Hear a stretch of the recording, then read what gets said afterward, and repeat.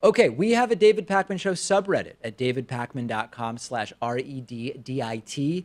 Nearly 7,000 of our viewers and listeners participating in respectful political debate there. A few interesting discussions I spotted this morning that I want to share with you.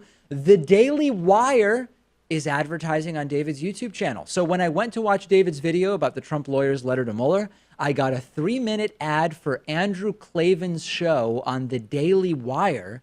Needless to say, I was a bit taken aback. I know David isn't a full-time YouTube creator like some others. That's wrong. We are actually full-time on YouTube.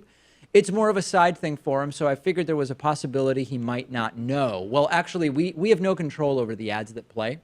And it's interesting that Ben Shapiro's media organization is spending money on our channel, but it's not anything we have control over. And they're probably buying demographics. They're not buying specifically on our channel. Yeah, if we don't know how the ad system works on YouTube, I take it that the average layperson and viewer doesn't know. So I can totally understand this. Yes, and I'm glad for the opportunity to clarify and have clarity this afternoon.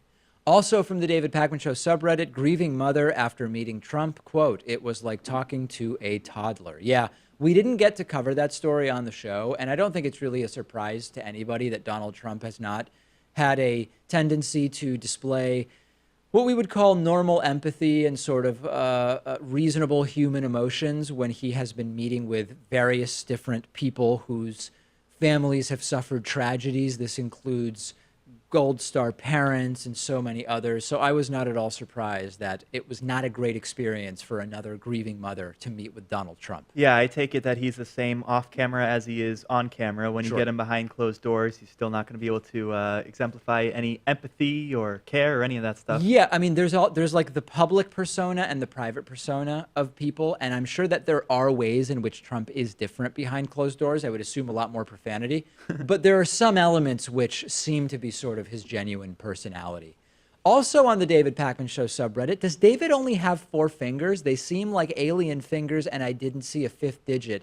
I don't know where that comes from, but it's a surprisingly common question. Do I have only 4 fingers on either hand? But I do have 5 fingers on either hand, and I don't know if it's the angle or how I cross my hands sometime, but I've got, fortunately, at this point in my life, I have retained all 20 of my digits. Yeah. Do you think you've adequately debunked that conspiracy theory, holding up your hands there? I mean, all I can do is hold up my hands, and I very clearly have 5 fingers, at least at this point in time. Lastly, someone posted this video of Alex Jones stalking Bernie Sanders at LAX, at Los Angeles International Airport. I don't know the circumstances under which both Bernie and Alex Jones of InfoWars conspiracy fame were at LAX. It seems like it was just a coincidence, but I'm going to play a little bit of the video for you. And the video is particularly interesting to me because the guy who starts running interference and explaining, Bernie's like, who is this guy? The guy who explains that it's Alex Jones is Ari Rabin-Havt, who's a contact of mine. I see him pretty often at the Las Vegas conference organized by Mike Papantonio. He's a guy I've known for several years. Was a Sirius XM radio host. I don't know if he still is or if he's working more with Bernie at this point, but let's listen to a few seconds of the video. Bernie getting accosted by Alex Jones and good old Ari Rabin-Havt running interference. Will go on board and service the aircraft. Oh, they didn't know Bernie Sanders. Dude, no, come on, not right now. No, Senator. This is Why'd you say white people didn't know what it was like before? The best thing is first Ari starts getting aggressive and like stepping towards Alex Jones.